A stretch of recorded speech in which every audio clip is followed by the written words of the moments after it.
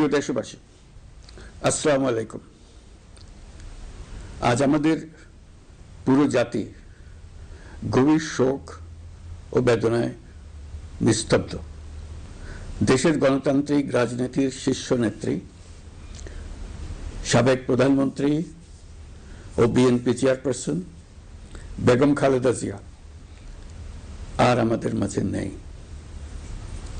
ইন্না লিল্লাহি ওয়া ইন্না ইলাইহি রাজিউন। বেগম খালেদা জিয়ার ইন্তেকালে আমরা গভীরভাবে শোকাহত ও মর্মাহত। তার মৃত্যুতে জাতি এক মহান অভিভাবককে হারিয়েছে। এই গভীর শোকের মুহূর্তে আমি তার পরিবারের সদস্যবৃন্দ, রাজনৈতিক সহকর্মী এবং অগণিত কর্মী সমর্থকদের প্রতি সমগ্র জাতির পক্ষ থেকে আন্তরিক সমবেদনা জানাচ্ছি। মহান আল্লাহর কাছে আমার প্রার্থনা, তিনি যেন আমাদের সবাইকে এই গভীর শোক কাটিয়ে ওঠার শক্তি দান করেন। বেগম খালেদা জিয়া ছিলেন বাংলাদেশের রাজনীতিতে এক পরম মহিমান্বিত ব্যক্তিত্ব। গণতন্ত্র, বহুদলীয় রাজনৈতিক সংস্কৃতি এবং জনগণের অধিকার প্রতিষ্ঠার সংগ্রামে তার অসামান্য ভূমিকা ইতিহাসে অম্লান হয়ে থাকবে।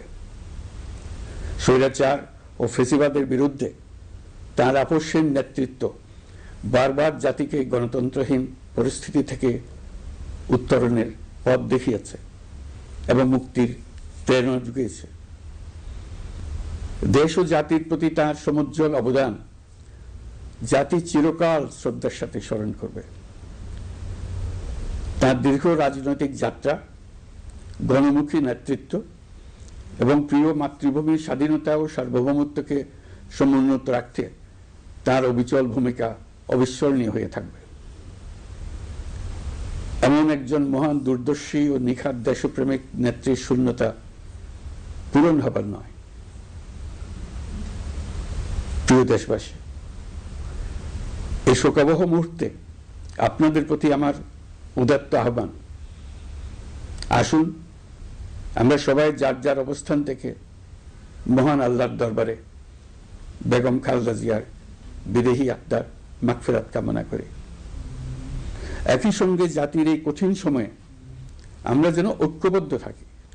শোকের এই সময়ে কেউ যেন অস্থিতিশীলতা বা নাশকতার অপচেষ্টা চালাতে না পারে, সে বিষয়ে আমি সবাইকে সজাগ থাকার আহ্বান জানাচ্ছি।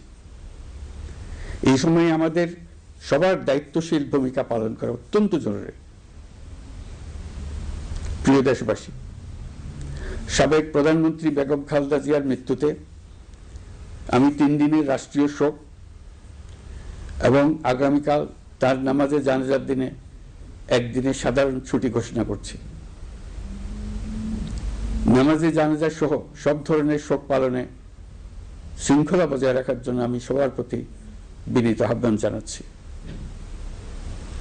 প্রিয় দেশবাসী, আমি জানি আপনারা সবাই এই সময়ে অনেক আবেগাপ্লুত। আমি আশা করছি শোকের এই সময়ে আপনারা ধৈর্যের পরিচয় দেবেন এবং তার জানাজা সহ সকল আনুষ্ঠানিকতা পালনে সংশ্লিষ্ট সবাইকে সহযোগিতা করবেন। মহান আল্লাহ তাআলা আমাদের সকলকে ধৈর্য, শক্তি ও ঐক্যবদ্ধ থাকার ক্ষমতা দেন। আল্লাহ হাফিজ।